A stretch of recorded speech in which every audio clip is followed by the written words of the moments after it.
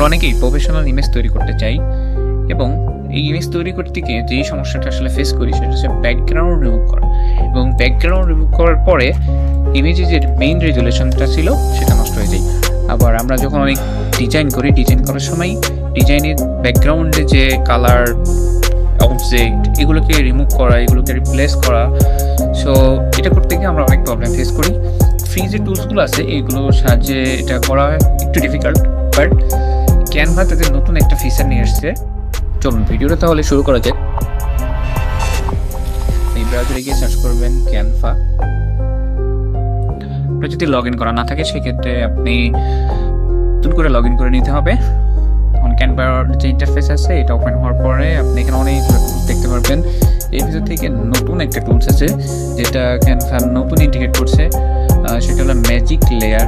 Magic লেয়ারটা select করবেন। Select করার পরে ইমেজ যদি আপনার আপলোড করা না থাকে সেক্ষেত্রে আপনাকে আপলোড করে নিতে হবে। আমি আগে থেকে একটা ইমেজ আপলোড করে রাখছি এবং এটা এডিট করতে চাই। সো স্টেপ বাই স্টেপ তাহলে শুরু করে থাকি। আপলোড করার পরে এটা কিছুটা টাইম নেবে এটা প্রসেসিং করতে।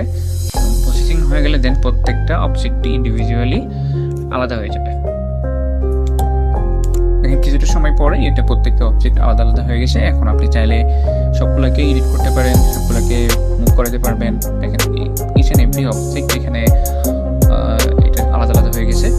যে কোনো ইমেজ এখানে অ্যাড করা, বাইরে এটাকে রিমুভ করা, চাইলে দেখেন এটাকে রিমুভ করে দিতে পারেন। জাস্ট আমি চাচ্ছি একটা অবজেক্টে রাখবো, সো আমি একটা রেখে দিলাম।